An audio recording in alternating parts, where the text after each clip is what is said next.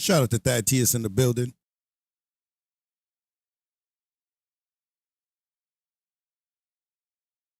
Lester, what's going on?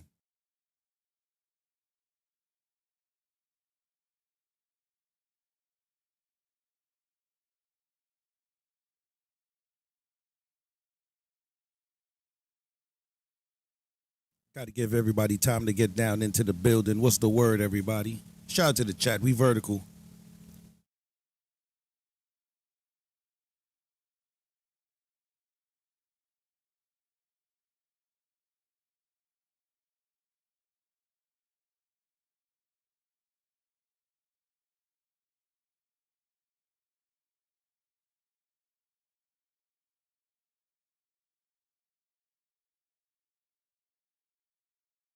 How I'm sounding, everybody? What's the word?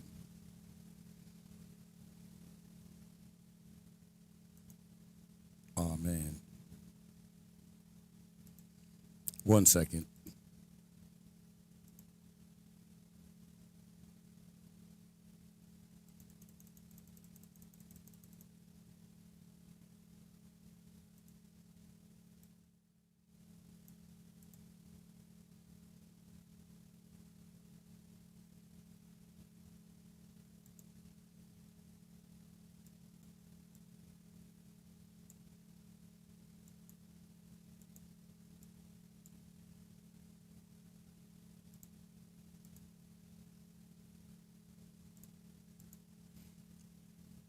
My compression ain't working that great. But shout out to the chat. Grab a tube. About to get into this little topic. They about to break down, because you know hindsight is 2020, so they're looking back at the situation and they can see that a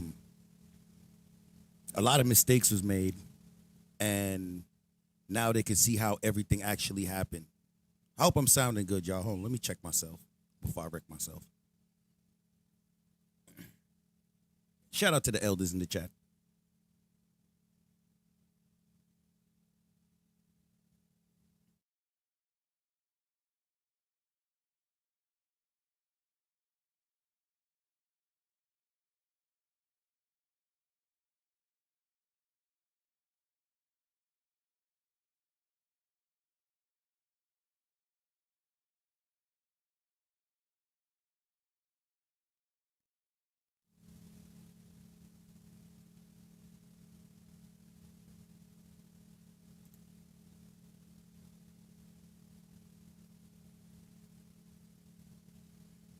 All right, so we're going to hear from some people that were close to the situation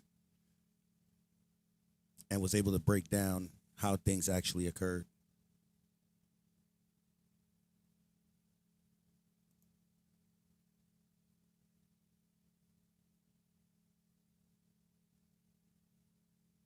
Coverage of the shooting at Apalachee High School in Winder, Georgia from last week. We still have outstanding questions, including how the suspected shooter was able to bring this weapon onto school grounds. Well, now we seem to know. That's the thing that I was wondering also, because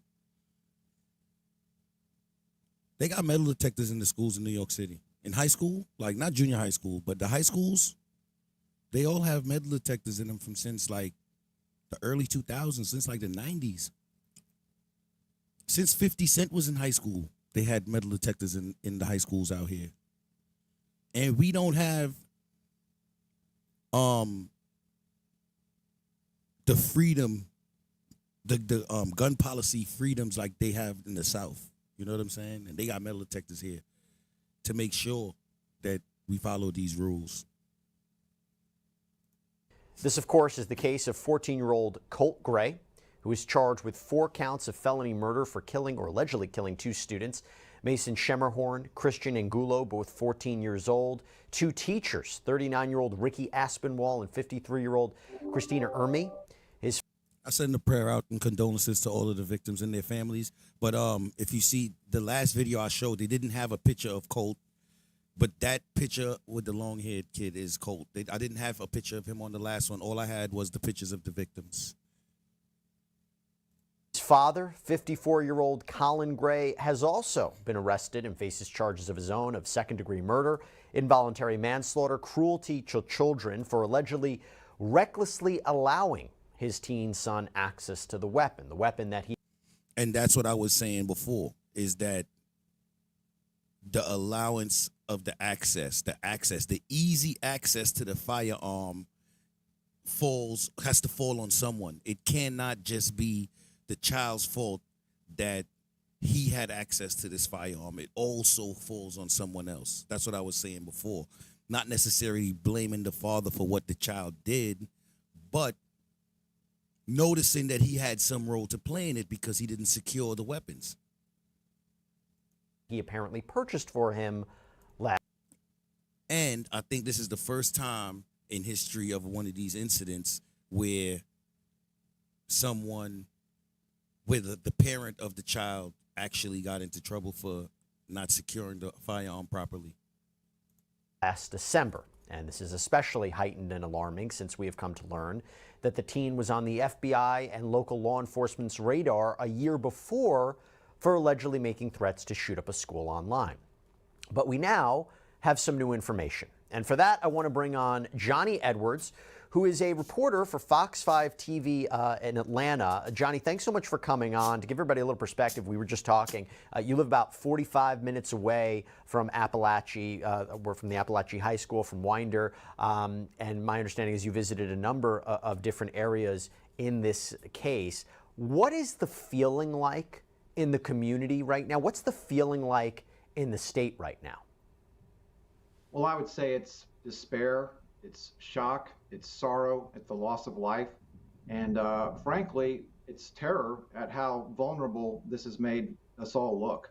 I mean, as you just said, there was all kinds of signs, and with all that, this still slipped through the cracks and still happened. I think that's the thing that we're all. Yeah, I got beer on. They got me. Almost fucking got me. Because I was about to say something. Perfect timing, too. So the warning signs, right? People always talk about, weren't there warning signs? Didn't they see this coming? And it's like, in this situation, they had the most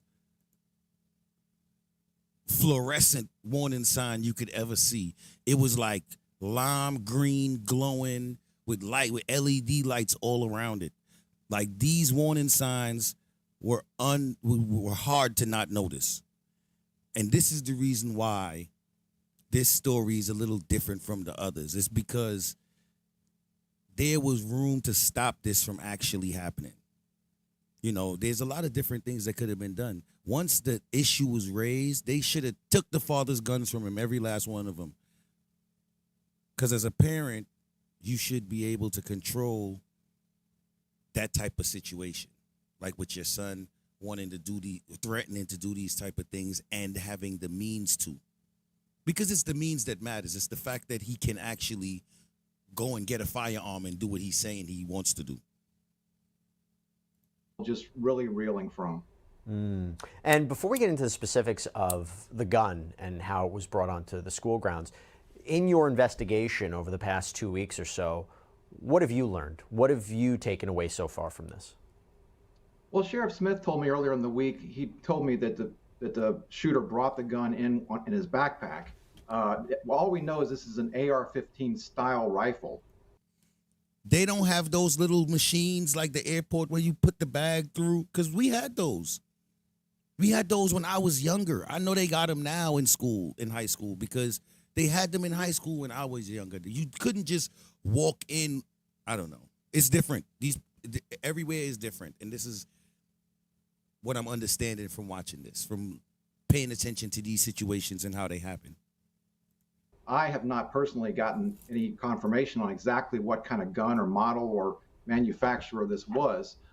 My understanding is that an AR-15 can be at least partially broken down. You can take the stock off, but they're saying it couldn't be broken down, that somehow he had it in his backpack in some sort of concealed manner. That's sort of confusing to me. I don't know if there was some other type of gun that I'm not aware of, but we went to the store where we confirmed that Colt Gray bought the gun, Mike's Gun Room in Winder. He was not cooperative with us. He says he's cooperating with law enforcement, but that could have told us what kind of gun it was and a little bit more about this father. So that seems to be how he got it in. He might have Right. had the gun with him in class before he left class and came back. So That I just want to say those Second Amendment guys are very big on privacy, especially the privacy of their customers if they're dealing in arms. So unless you are law enforcement, it would be a little difficult to get answers out of them about their customers and the people that they deal with because they take their Second Amendment seriously. And they would want other people that take their Second Amendment as serious to shop with them still. They could lose customers from telling the media things because then their customers don't feel safe. Yes, that's the dude that did it, in case anybody was wondering. That's what, and by the way, this is not only what the sheriff is saying, this is what the GBI has been saying too, that he had this gun, wasn't able to break it down, was partially able to conceal it. But I think we've also learned a little bit more about his activities right before the shots rang out, right? right, I think he asked to go to the front office to speak to someone and left. And I believe I've heard he went to the bathroom maybe and then came back. But by that point, the door was locked and they wouldn't let him back into the classroom he was in. And then he went and shot other people. So, yeah. And then also there was some warning that morning from somebody. You know, I'm still not clear on who made that call, not the mother's call, but the other call. So, yeah, that's right. That's Can you amplify that? Because that just came out too, that we knew about the mother allegedly calling the school and saying to try to look for him, that she had received an ominous text message from her son, and that the son had also texted his father. But there was apparently someone else. In case anybody was wondering, that is him. Because like I said in the last video, they didn't show him.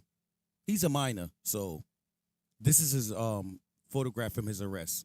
So like they're not gonna show much other photos of him because he's a minor, but they have showed another one also before this where he had shorter hair, but that's him. From her son, and that the son had also texted his father. But there was apparently someone else that called in. Right. It's been reported some other call saying that 5 schools were going to have shootings starting with Apalachee. Don't know who made that call or where that came from, but yet that's just one more brick in the wall here. Yet another sign, another warning sign that was missed and could have prevented the loss of life possibly.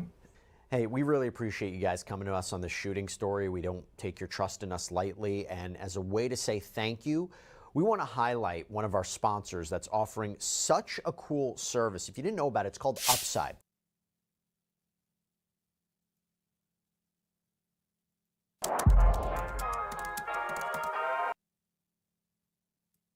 One second.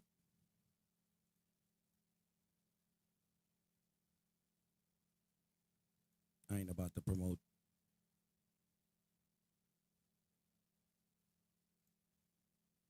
His backpack and went out of the classroom and opened fire. Has the school said anything about this since this announcement from the sheriff and the GBI? If you know.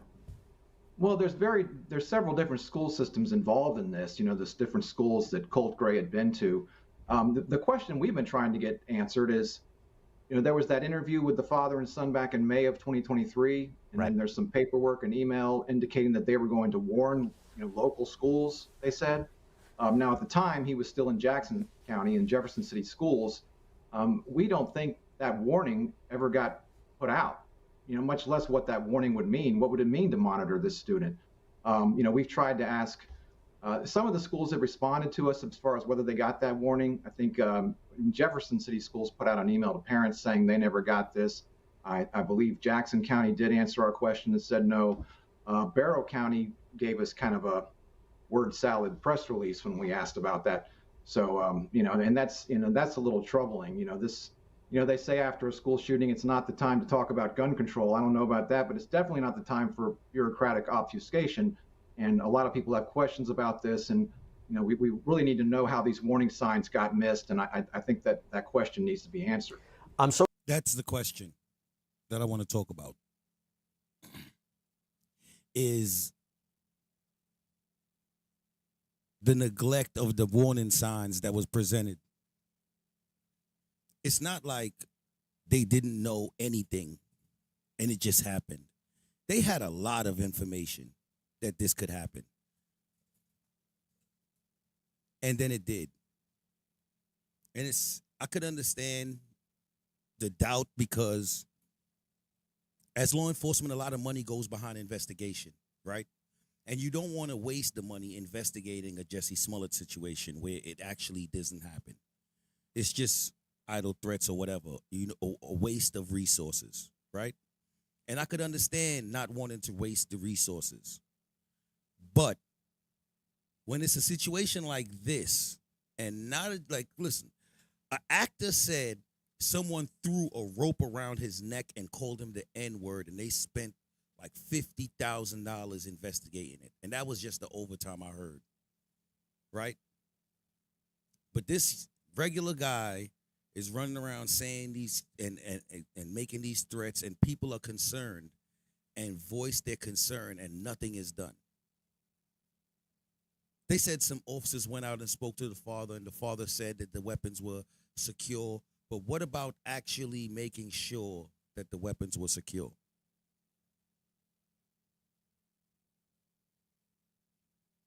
It's a question to be asked. Let's talk about it. So glad you said that, and that very, very well put. Because there hasn't been confirmation of certain details that we're looking for confirmation about. For example, the mother of one of the students has come forward and gave information that a school administrator, possibly the assistant principal, was looking for Colt Gray, but mistook him for another student and searched this other student's backpack, but that hasn't been confirmed. What is the latest with that? Because we can't get a clear answer about what was the story leading up to the search for Colt Gray. Well, Sheriff Smith confirmed that partially. He said that there was that, that he confirmed that the mother called the school. There was that warning. He said there was another student in the same room who had a name, in his words, eerily similar to Colt Gray, and that some time got wasted questioning, or he didn't say if they searched the bag or not of this student, but that created some confusion. And in the timeline of events, I suppose by then Colt Gray would have been off doing his thing, getting ready, getting the gun out. The issue with that is that this is the fourth quarter you're talking about. This is like overtime you're talking about right here. You waited till the very last minute to take these threats serious, to take all of these different things, if you put them together, equals to a very volatile situation. I'm just trying to understand.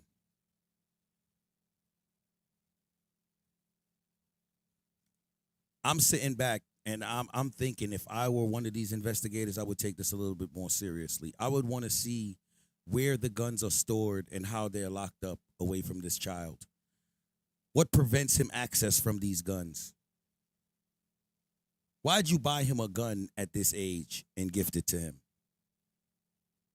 And when does he use this gun? Like, there's so much questions. Every time I ask a question, there's another one. And another one. See, I have a child his age. And the metal detectors in the high schools is the reason why I don't mind being in a big city. It's less likely to happen, not that it won't. Not that it can't happen outside. It's just it happening inside of the school is crazy.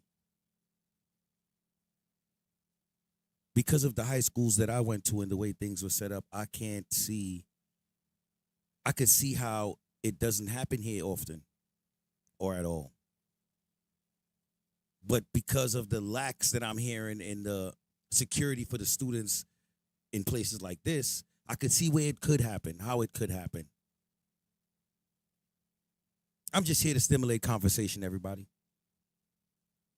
So, that, and this is the beginning of the school year. Colt Gray is a new student. The sheriff told me when you add up all the time he'd been there, because there'd been some attendance issues, he'd only been there a total of 3 days. So they probably didn't know him that well. And Yeah, so there is something to that story. I think the sheriff said, sort of disputed that to some extent, but at least the spirit of that account is consistent with what he told me. And we did on a previous episode of Sidebar how Colt Gray had moved around from school to school and had almost a transient life. The one thing I will say that's a new update with the sheriff, and this is important, we can talk about criticisms of the school, but he was very adamant to highlight the great work of the school resource officers that day, right? And I'd like to give a big shout out to the school resource officers that was there that day. Showed a lot of bravery in that situation, because it takes time for the police to respond, and in that time, a lot more things could have happened to a lot more people.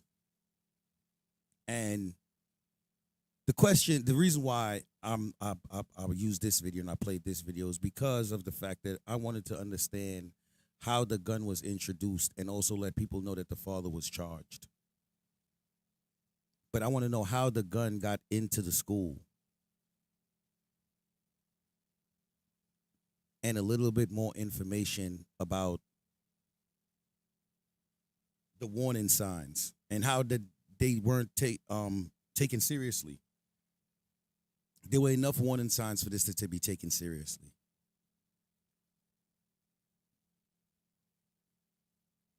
All right. There'll be another follow-up on this to see what happens, what to turn out with the case, and evidentiary issues and whatever happens with the case next. I'm your host, Ro Rich. Thanks for tuning in. There'll be another short video about this coming soon. Thanks to everybody that tuned in. I'll be going into something else next after this. I'd like to shout out to everybody that pulled up for this live stream and that will watch this on the replay. Everybody have a great day.